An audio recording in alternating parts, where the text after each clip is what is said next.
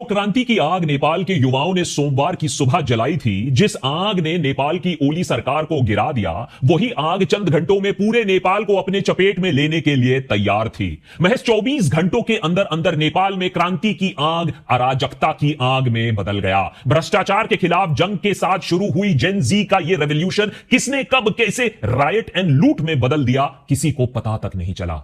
कल पूरे दिन नेपाल से खौफनाक दृश्य देखने को मिले। एक के बाद एक नेपाल का संसद, उसका supreme court, Singh Darbar palace समेत दर्जनों सरकारी दफ्तर आग के हवाले कर दिए गए। प्रधानमंत्री, कैबिनेट मिनिस्टर्स और कुछ एमपीज के घर भी आग के हवाले कर दिए गए। मंत्रियों और अफसरों को दौड़ा दौड़ा कर मारा गया, कुछ के तो कपड़े तक उतार दिए गए। बात इतनी खतरनाक मोड़ तक पहुंची कैसे, इसके बारे में हमने आपको डिटेल में ही कल एपिसोड में बताया है कि बात कोई सोशल मीडिया बैन के बारे में नहीं, बल्कि सरकार की कंटिन्यूअस नाकामी, उनके बच्चों की अय्याशी और उनके निकम्मेपन की वजह से लोगों के दिलों में आक्रोश कूट कूट कर भरा हुआ था। और सरकार के इस्तीफे के बाद भी, ओली सरकार के गिरने के बाद भी उनका प्रतिशोध फिर गलत जगह निकलने लगा, कम से कम कुछ लोगों का तो जरूर। शुक्र है कि अब आर्मी ने सिचुएशन अपने हाथों में ले लिया है। एंटी सोशल एलिमेंट्स, आगजनी, लूटपाट करने वाले लोगों पर अब एक्शन होना शुरू हो गया है। उधर जेन जी प्रोटेस्टर्स ने अपने आप को इन सारे शर्मनाक हरकतों से अपने आप को दूर करने की कोशिश की है। आर्मी के फुल कर्फ्यू लगाने से पहले जेन जी काठमांडू के सड़कों पर फिर दिखे और इस बार सड़कों को साफ करते हुए दिखे। लेकिन फिर भी सवाल यह उठता है कि किसने नेपाल को आग के हवाले करने की कोशिश की? कोर्ट, पार्लियामेंट, मीडिया के दफ्तर, इतनी जल्दी और इतनी सटीक तरीके से इनमें आग किसने लगाया? किसको इस आगजनी से मुनाफा मिलने वाला था, या फिर कोई मंत्री टाइप लोग सबूत मिटाने की कोशिश कर रहे थे? और उससे भी ज्यादा बड़ा सवाल, अहम सवाल, ओली सरकार तो गिर गई, सारे पुराने नेतागण को, सारे पार्टी लीडर्स को आपने भगा भगा के मार भी दिया, उनको कंप्लीटली ह्यूमिलिएट कर दिया। लेकिन अब किसी बड़े लीडर के बिना, किसी पार्टी के बिना नेपाल को कौन कैसे कब तक लीड करेगा? नेपाल का पुनः निर्माण कैसे होगा? नेपाल के युवाओं का यह आंदोलन व्यर्थ ना जाए, इसकी गारंटी कौन लेगा? क्रांति तो हो गई, लेकिन अब शुरू होता है उससे भी ज्यादा मुश्किल दौर। एकता, शांति और कंप्लीट संयम के साथ नेपाल का पुनः निर्माण। क्या नेपाल इसको संभव कर पाएगा, या नेपाल की जो ओबिचुरी लिखने वाले लोग हैं वो मुस्कुराएंगे, उनकी बात सच साबित होगी? अगर आपने नेपाल के बारे में पूरी खबर फॉलो नहीं की तो जल्दी से बता दूं कि पिछले हफ्ते नेपाल सरकार ने 26 सोशल मीडिया प्लेटफॉर्म्स को एक साथ बैन कर दिया। इससे नेपाल की केपी शर्मा ओली सरकार के खिलाफ जो गुस्सा बीते हफ्तों से ऑनलाइन प्लेटफॉर्म्स पर बढ़ रहा था, वो सड़कों पर आ गया। इस हफ्ते सोमवार को हजारों प्रोटेस्टर्स, जिनमें मैक्सिमम जेन जी प्रोटेस्टर्स थे, उन्होंने काठमांडू और बाकी शहरों में जमकर प्रदर्शन करना शुरू कर दिया। यह प्रदर्शन सोशल मीडिया बैन से ज्यादा सरकार के करप्शन, नेता के नेपो बेबीज और आर्थिक तंगी जो नेपाल में है उसके खिलाफ थी। लेकिन देखते ही देखते प्रोटेस्ट एक हिंसक मोड़ ले लेते हैं। प्रोटेस्टर्स इस हिंसा के लिए सरकार को दोषी ठहराते हैं और सरकार सो कॉल्ड इन्फ्लिल्ट्रेटर्स, जो लोग घुस गए थे इस प्रोटेस्ट में, उनको जिम्मेदार ठहराते हैं। सोमवार शाम तक 19 लोगों की मौत हो जाती है, जिसमें ज्यादातर युवा प्रोटेस्टर्स होते हैं और एक तो 12 साल का बच्चा होता है जिसे गोली मार दी जाती है। यह नेपाल के इतिहास में सबसे वायलेंट क्रैकडाउन था ऑन प्रोटेस्टर्स। जाहिर है कि गुस्सा और बढ़ जाता है। और फिर क्या होना था? अगले दिन प्रोटेस्टर्स सीधा सीधा पीएम ओली की रेजिग्नेशन की मांग करते हैं, सड़कों पर फिर उतर आते हैं। प्रतिशोध की आग में जल रहे प्रोटेस्टर्स मंगलवार को हिंसक हो जाते हैं। कर्फ्यू के ऐलान के बाद भी, पूरी सरकार के इस्तीफे के बाद भी मंगलवार देर रात तक यह भीड़ नेताओं के घर घर, उन्हें घर घर पर ढूंढ के उनको सबक सिखाते हैं, घर को आग के हवाले कर देते हैं। हथियारों से लैस ये भीड़ कम से कम 5 पूर्व प्रधानमंत्री, चाहे कोई भी पार्टी से हो, 5 पूर्व प्रधानमंत्रियों को ढूंढ निकालते हैं। केपी ओली, प्रचंड, माधव कुमार नेपाल, झालानाथ खनल और शेर बहादुर देवबा और उनकी पत्नी आरजू देवबा, जिनको नेपाल के फॉरेन अफेयर्स जो मिनिस्टर हैं, उन पर भी हमला होता है। देवबा भी सीरियसली इंजर्ड होते हैं। ओली के करीब माने जाने वाले फाइनेंस मिनिस्टर विष्णु प्रसाद और सांसद एकनाथ धकल, दोनों को भीड़ उनके कपड़े उतारकर सड़क पर घुमाती है। प्रोटेस्टर्स ने काठमांडू वैली में नखू सेंट्रल जेल को भी आग लगा दिया और वहां जो प्रोमिनेंट ऑपोजिशन लीडर हैं रवि लामिछाने को भी वहां से जेल से छुड़ा लिया। लामिछाने राष्ट्रीय स्वतंत्र पार्टी के चीफ और ओली के प्रमुख क्रिटिक्स में से माने जाते हैं।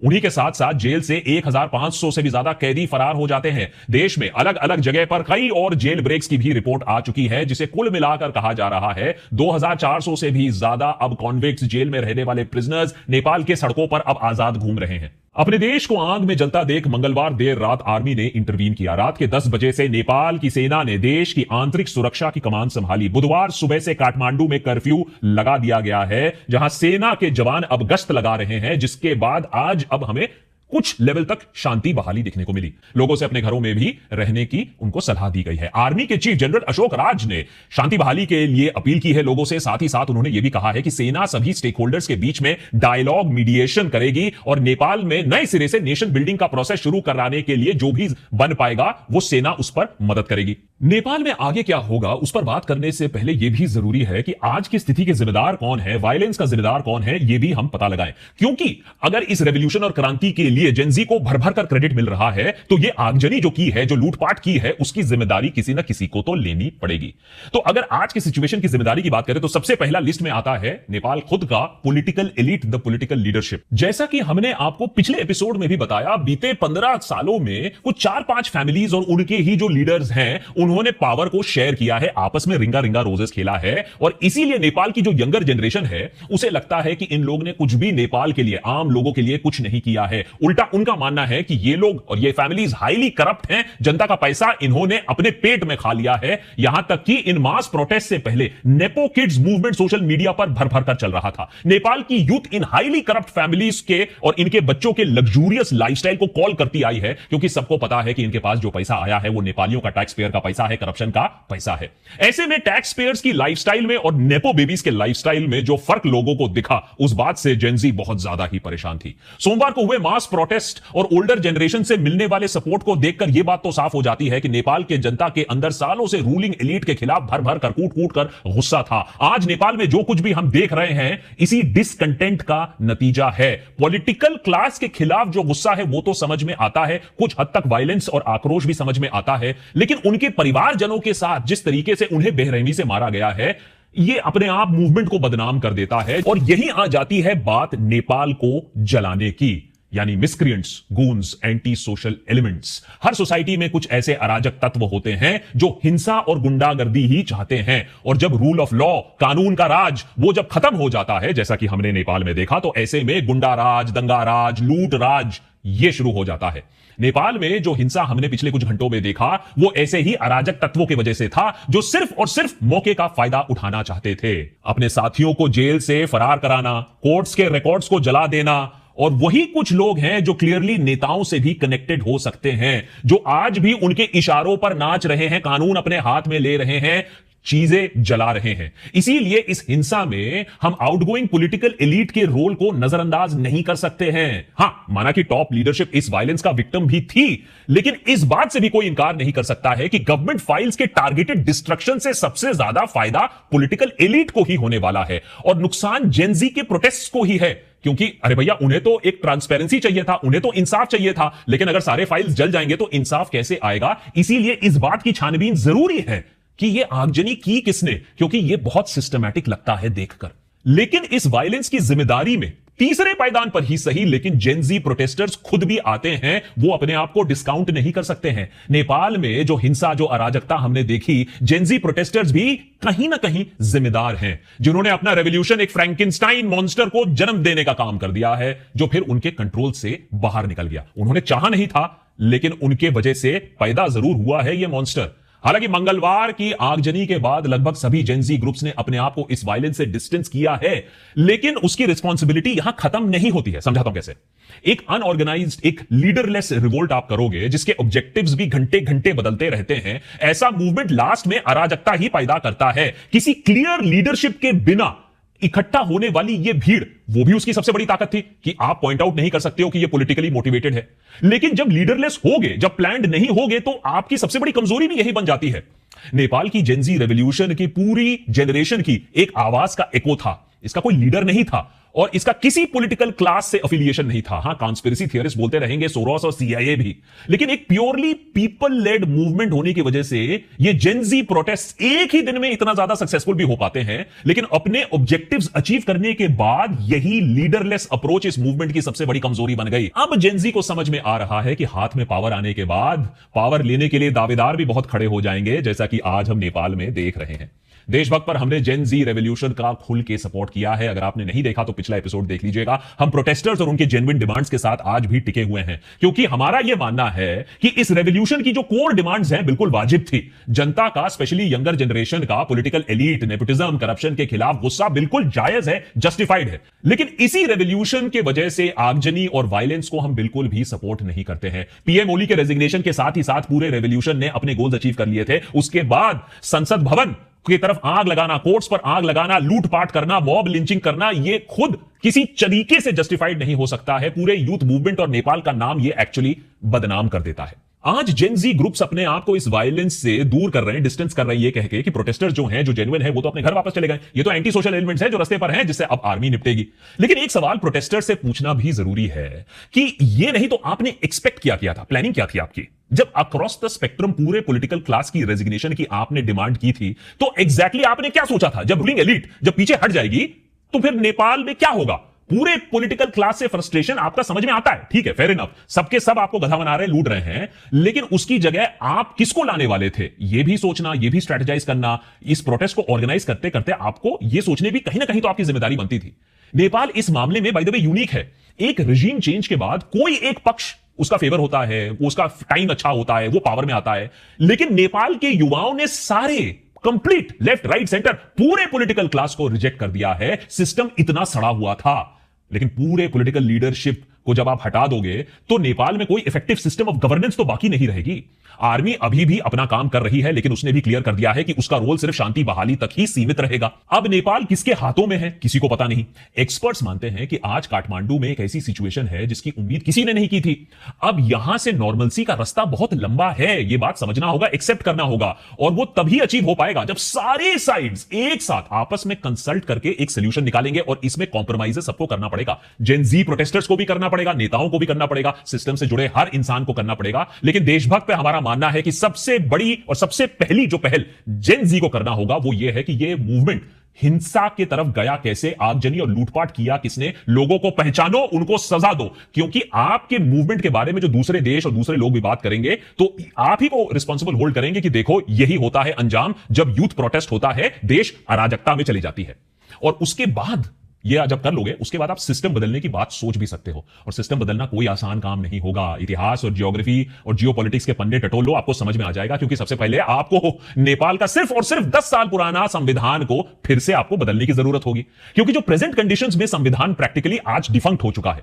अब नए कॉन्स्टिट्यूशन में अलग अलग ग्रुप की कंसल्टेशन करनी होगी, आपको सहमति बनानी होगी, आपको जेन जी यंगर सेक्शंस को प्रॉपर रिप्रेजेंटेशन देना होगा आपको, वरना कुछ दिनों बाद फिर से ये 70 साल प्लस के लोगों का रिंगा रिंगा रोजेस फिर से शुरू हो जाएगा। करप्शन के खिलाफ प्रॉपर सेफगार्ड्स एस्टैब्लिश करने होंगे आपको, independent effective corruption anti corruption bodies बनाने होंगे, so on and so fourth. You get my point. कोई आसान काम नहीं है नेपाल के सामने अभी। लेकिन ये जो लॉन्ग ड्रॉन प्रोसेस है, तब जब तक नया संविधान नहीं हो जाता या एग्जिस्टिंग कॉन्स्टिट्यूशन में बड़े चेंजेस नहीं हो जाते, तब तक इंटरिम सरकार कौन चलाएगा? यह भी बहुत बड़ी एक ट्रिकी सवाल है। ओली के बाद इंटरिम प्राइम मिनिस्टर कौन होगा? पहले इसी सवाल का जवाब ले लेते हैं। ऐसे में सबसे पहला नाम जो सुनने में आ रहा है वो है former chief justice of Nepal Sushila Karki का, जो करप्शन के खिलाफ खुलेआम बोलती आई हैं, जुडिशरी की बुराइयों पर भी आवाज उठाती आई हैं। इस मूवमेंट में उन्होंने जेन जी ग्रुप्स के साथ एक्टिवली इंटरैक्ट किया है, खुद सड़कों पर उतरी थी। स्पेकुलेशन यह है कि फिलहाल कार्की या उनकी प्रीडिसेसर कल्याण श्रेष्ठ इंटरिम प्रधानमंत्री के लिए दावेदार हो सकते हैं। लेकिन दोनों का जो एज है वो 70 साल से ऊपर है। अगर ऐसे कोई सरकार में वो कोई कमान संभालता है तो ये नेपाल की जो जेन जी रेवोल्यूशन है उसके स्पिरिट के खिलाफ जाएगा। क्योंकि कहा यह जा रहा है कि पूरा आंदोलन जो है वो 70 साल से ज्यादा जो बूढ़े लोग हैं, जो करप्ट नेता हैं, उनके खिलाफ यंगर जनरेशन के एस्पिरेशंस को सामने रखने के लिए था। जो डिस्कनेक्ट था ओल्डर जनरेशन के साथ, उसके खिलाफ ये एक प्रोटेस्ट था। अगर जेन जी प्रोटेस्टर्स की अपील को देखा जाए तो बालेंद्र शाह आज एक स्ट्रॉन्ग कंटेंडर बनकर सामने आए हैं। काठमांडू के 35 साल की उम्र के ये मेयर हैं। बालेंद्र शाह पास में रैपर रह चुके हैं और उससे पहले स्ट्रक्चरल इंजीनियरिंग की पढ़ाई की है। 35 साल के शाह खुद ओली के बड़े क्रिटिक रह चुके हैं, ओपनली ओली को करप्ट बोल चुके हैं और जेन जी मूवमेंट को भी सपोर्ट कर चुके हैं। लेकिन इस मूवमेंट के बीच उन्होंने खुद ही अपने आप को कहा है कि नहीं, मैं 28 साल से ऊपर हूं, मैंने जेन जी नहीं हूं, तो मैं इस मूवमेंट को लीड नहीं करूंगा। रिपोर्ट्स के हिसाब से उन्होंने जेन जी के इंटरिम सरकार को भी लीड करने की अपील को टर्न डाउन कर दिया है। अरे वाह। तो कई अनसर्टेनिटी अनसर्टेनिटीज के बीच में नेपाल का फ्यूचर अभी बीच मझधार में ही है। All we can wish and pray for is that Nepal Bangladesh की तरह किसी लिम्बो में ना फंस जाए, जहां एक रेवोल्यूशन तो होता है लेकिन मिलिट्री रूल के बाद भी अभी 1 साल हो चुका है, इलेक्शंस का, कॉन्स्टिट्यूशनल रिफॉर्म्स का कोई क्लियर कट टाइमलाइन नहीं दिख रहा है। लेकिन वो दूसरी बात है कि बांग्लादेश में भी कोई शेख हसीना को मिस नहीं कर रहा है, और ना ही नेपाल में, चाहे सिचुएशन जितना भी खराब हो जाए, कोई ओली को मिस करेगा, ओली सरकार को मिस करेगा। रेवोल्यूशन तो हो गया है, political class is done and dusted with. Nepal की आर्मी ने अपने रोल को सिर्फ as a facilitator, as a security provider तक सीमित रखने की बात कही है। ये अच्छी पहल है। मैंने एटलीस्ट होपफुली हमें नेपाल में कोई मिलिट्री हुंता दिखने को नहीं मिलेगा, जिससे पॉलिटिकल डायलॉग आगे बढ़ पाएगा। लेकिन डायलॉग के पार्टिसिपेंट्स कौन होंगे, डायलॉग में कॉम्प्रोमाइज कौन करेगा, इस पर भी बहुत सारे डाउट्स हैं। बट वी होप दैट जो जेन जी, जिसने क्रांति की आग नेपाल में जो लाए हैं, वही नेपाल को इस आग की लपटों से भी बचा पाएंगे और नेपाल का पुनः निर्माण फिर से हो पाएगा। जैसा कि नेपाल से एक देशभक्त फैमिली मेंबर ने हमें लिखा कि वो ऑप्टिमिस्टिक हैं अपने देश के भविष्य के बारे में, क्योंकि नेपाल का पॉलिटिकल सिस्टम गिरा है, नेपाल का देश नहीं, नेपाल का देश मजबूत खड़ा हुआ है। देखिए, पॉलिटिकल अर्थक्वेक तो है नेपाल में, इस बात से मैं अग्री करता हूं, लेकिन अगर आप नेपाल का थोड़ा भी इतिहास जानते हो तो आप जानते हो कि नेपाल ने बहुत अर्थक्वेक झेले हैं और कभी टूटा नहीं है। वो वर्ल्ड्स मोस्ट डिफिकल्ट टेरेन माना जाता है। वर्ल्ड स्ट्रॉन्गेस्ट जो स्टॉर्म सिस्टम है वो नेपाल में देखने को मिलता है, क्योंकि इधर से सारा जो विंड सिस्टम है वो जाकर हिमालयस में टकराता है। बफर स्टेट है, 2 बड़े न्यूक्लियर पावर के बीच में, लैंडलॉक है, इंपोर्ट एक्सपोर्ट पर, बाहरी ताकतों पर, इंडिया पर, कभी कभी चाइना पर डिपेंडेंट है। लेकिन तब भी अगर आप किसी भी नेपाली से मिलोगे जाकर तो आप देखोगे वो सबसे ज्यादा रेजिलियंट है, सबसे टफेस्ट है, वार्म हार्टेड है। 2008 के इलेक्शन के समय मैंने नेपाल में कवरेज किया था और बहुत ही एक मेमोरेबल ट्रिप था मेरे लिए। मंगी जंपिंग भी किया था द लास्ट रिजॉर्ट में जाकर। मैं आशा करता हूं कि नेपाल में फिर से नॉर्मलसी बहाल हो, मैं फिर से जाकर नेपाल में एक बार मंगी जंपिंग करूं, फिर से जाकर नेपाल में एक बार इलेक्शन प्रोसेस को कवर करूं। आई एम ऑप्टिमिस्टिक कि ये जो संकट की घड़ी है, इससे भी, जिससे पास्ट में भी नेपाली जैसे डील करेंगे, and it they will come out on the top. All the very best.